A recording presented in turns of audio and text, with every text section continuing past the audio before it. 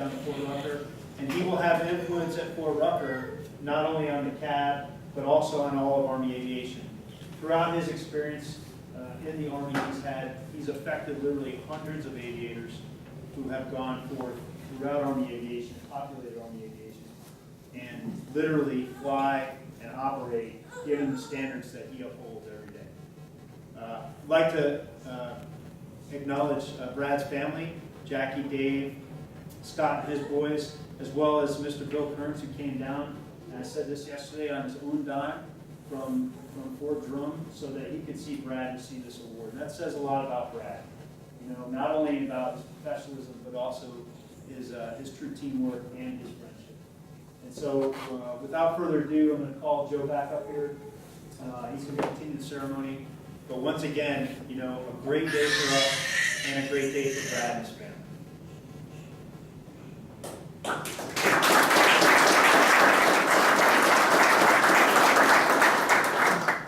The Order of the Daedalians was formed on March 26, 1934 to honor the World War I military pilots as the first to fly their country's airplanes in a time of war. The Order of the Daedalians was composed of those commissioned officers who no later than the armistice of 1918 held ratings as pilots of heavier-than-air-powered aircraft. According to legend, Daedalus was the first person to ever accomplish heavier-than-air flight, giving the order its name.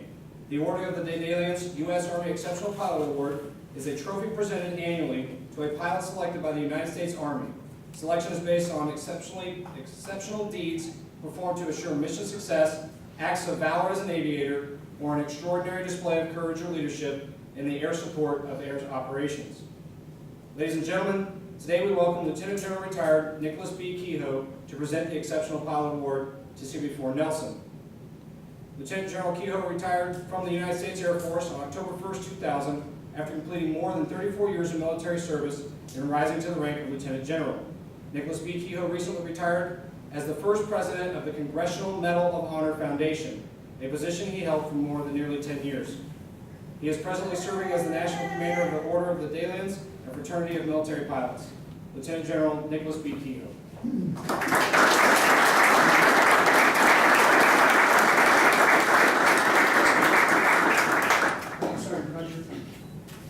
It's a real privilege to be here today to participate in this recognition that we're going to give one of your fellow Army aviators.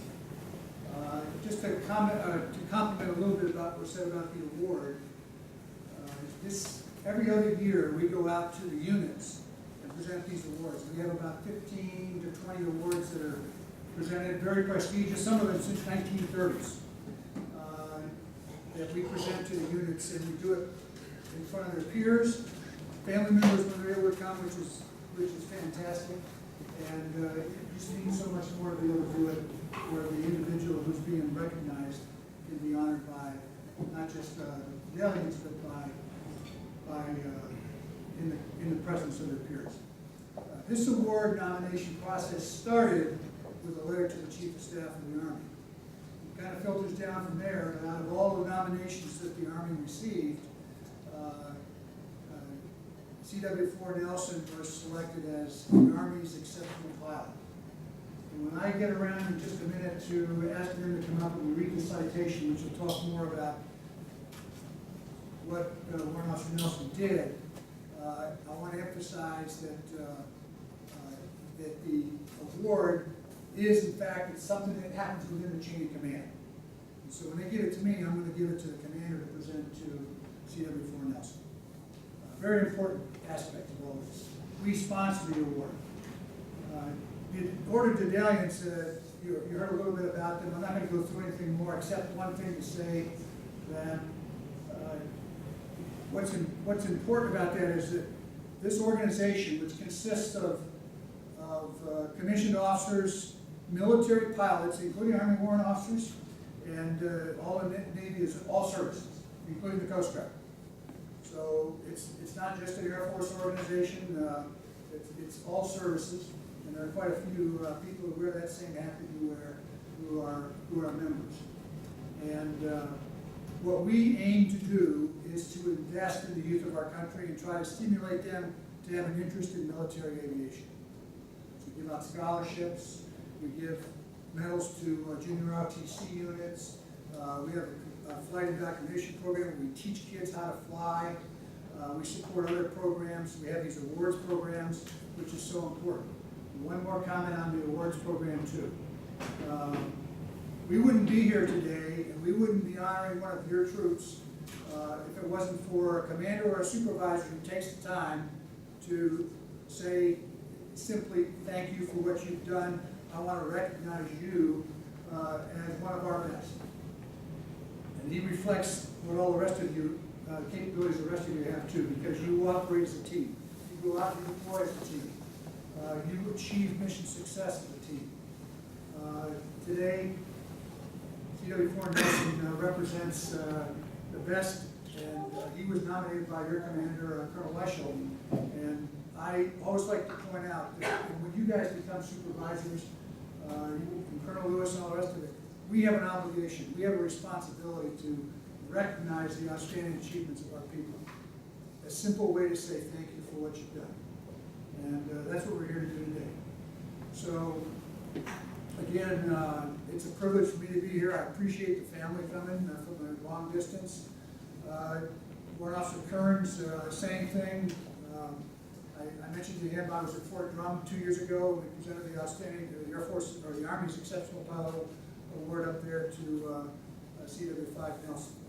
So it's a significant achievement, and I'm so pleased that he's able to receive it in front of his peers. If Colonel Weschel and CW4 Nelson, you come up here. Brad, you get in the middle. We're going to read the citation, and just say you guys have been involved in combat operations for a long time. And what we read today is only a subset of all of the work that you've done and all of the difference you've made for our country. And all the sacrifices that not only you but your families go through to make it all happen. So again, it's a very significant achievement, and we're just as pleased as could be to be able to present. Sergeant Fletcher, if you read the citation. Chief Warrant Officer Ford Nelson distinguished himself by exceptionally meritorious service as a senior standardization instructor pilot and Chief Warrant Officer of Task Force Sabre at Kandahar Airfield in support of Operation Enduring Freedom 13 in Afghanistan. CW4 Nelson managed and standardized over 100 aviators and 30 non-rated crew members across 6 different flights and companies. He oversaw the training of the Aero Reaction Force of UH-60s, attack weapons team, and artillery platoon that had not worked together prior to deploying. He set the standard for the entire brigade with his techniques to help the Special Operations Forces to prevent the enemy from escaping the combat area. This allowed the capture of enemy combatants for their intelligence value. While he flew numerous missions and provided valuable support to the ground force, he led one mission that prevented an isolated SOF team from being overrun by the enemy. He expedited his ingress and built situational awareness en route through radio communications. On arrival, he identified the friendly force and realized the enemy had advanced closer while he was en route. Despite heavy small arms fire, he maneuvered his team to make multiple close air attacks, neutralized the attack, and killed numerous enemy combatants.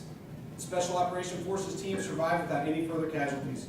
Chief Warrant Officer Ford Nelson's personal bravery, courage, and devotion to duty as a member of Task Force Sabre and Task Force Demon, Kandahar, Afghanistan, reflect great credit upon himself, the 1st Squadron, 6th Cavalry Regiment, 1st Combat Aviation Brigade, and the United States Army. Just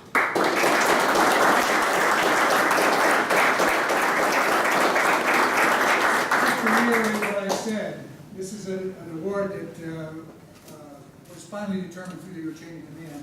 And I'm going to hand it to Colonel Weschel to present to Warrant Officer Nelson on your behalf. Thank you.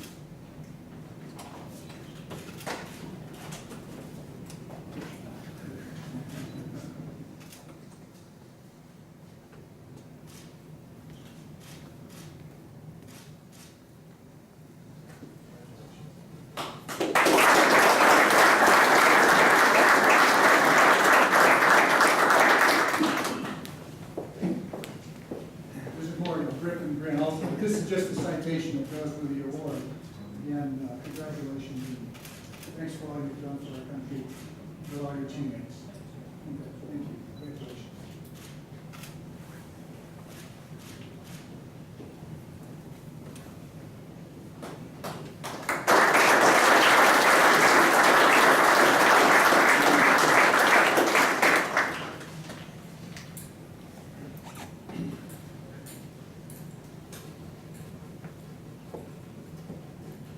Lieutenant General Kehoe, Colonel Lewis, honored guests, friends and family, thank you for coming today. I'd like to thank the Order of the Medallions and the U.S. Army Aviation Center for Excellence for this tremendous honor. I know that I was up against many other deserving aviators, and I accept this award on their behalf. There are so many aviators in the Army that have done so many great things, and I'm humbled to be in their company. I'd like to thank my wife, Alicia, for her unwavering support. She is currently in the Air Force, stationed in San Antonio, Texas, so we're operating split operations right now. I've over 20 years of service, so I could retire so that we could live together. Even now, my wife is battling stage 1 breast cancer, which is why she is unable to be here today. And I told her that I would retire so I could be with her during this difficult time. But she understands how much I love my job, my passion for flying and instructing, and my desire to attain Chief Warrant Officer 5. And she told me not to retire. She selflessly puts up with us not living together, supports everything I do in the Army, and loves me just the same, and I thank her for that. I love you, honey. At our wedding, I failed to properly acknowledge my family, so I won't make that mistake again. Thanks to my brother Scott and his family for joining me today. My parents, they're responsible for making me the man that I am today. My mother Jackie, my stepmother Lori, and especially my father, retired Master Sergeant Dave Nelson. I have to tell you that Dad's responsible for me joining the Army. As a college student, I was trying to get my civilian helicopter rating, but it was too expensive. My dad kept telling me to go check out the Army recruiter, and he probably only mentioned it a couple of times, but it was enough where I felt like he was badgering me. So I decided to go see the recruiter, tell the recruiter no, and that would get Dad off my back, and that would be the end of it. Well, after the recruiter told me I could fly OH-58 Alpha Charlies as an Aero Scout observer, I called Dad up, told him I was dropping out of college to join the Army. And it's hard to imagine where my life would be if he hadn't convinced me to go check my options that day, so thanks, Dad. I'd also like to thank all the pilots I've flown with over the years. There's been more than 300 pilots. Each one of you has taught me something, no matter how small or great. I learned from you as I taught you. It's been a pleasure to fly with you all, even the ones that tried to kill me on numerous occasions. Specifically, I'd like to acknowledge Matt Sun, Rourke Peterson, Bill Kearns, Ryan Nelson, and Mitch Villafania. With these 5 people alone, I've flown over 1,500 hours. Additionally, I'd like to thank CW4 Stump Melendez, CW5 Sonny Henchman, CW5 Mark Lakemore, Command Sergeant Major Steve Helton, and Captain Jeff McCoy for their mentorship and tutelage. All these soldiers have impacted my life and aviation career in one way or another. To all the crew chiefs, most of whom I've upset at one point or another, for a while there, the crew chiefs hated when I flew their aircraft, for they knew that I would find something to red X, forcing them to stay late to fix whatever issue I had casually written up. Know that your hard work and dedication to your craft does not go unnoticed, so thank you. To my command, the 1st Squadron, 6th Cavalry Regiment, the Combat Aviation Brigade, the 1st Infantry Division for recommending me for this award, and my commanders, Lieutenant Colonel Paul Grady, Lieutenant Colonel Matt Weinschel, Lieutenant Colonel Mike Morgan, Colonel Mike Morgan and Colonel Matt Lewis for having the trust and confidence in me to work this amazing assignment. Thank you all. Finally, I'd like to thank all the men and women that give me a reason to fly. Those soldiers that fight our battles on the ground. You all are the real heroes. You brave the roads filled with IEDs, walk the streets with suicide bombers, and share the same blocks as enemy snipers. You are the true warriors. When the call for troops in contact came over the radio, I couldn't get to the fight fast enough. As helicopter pilots, every one of our jobs is to support you. Whether it's the Chinook pilots moving soldiers and equipment around the battlefields, or the Black Hawk pilots air assaulting troops into a hot LZ, or the Apache pilots looking for a fight so the fight doesn't have to come to you, or the Kiowa pilots pulling convoy security and area reconnaissance. We all work for you. I am honored to have been able to support you from above for the last 21 years. Again, I thank you all. Thank you.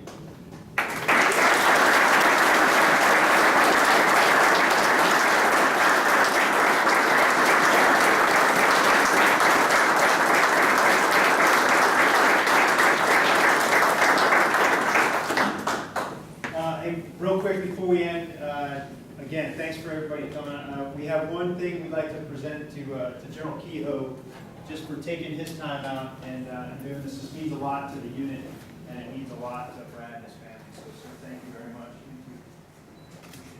And just a certificate of appreciation for you, sir.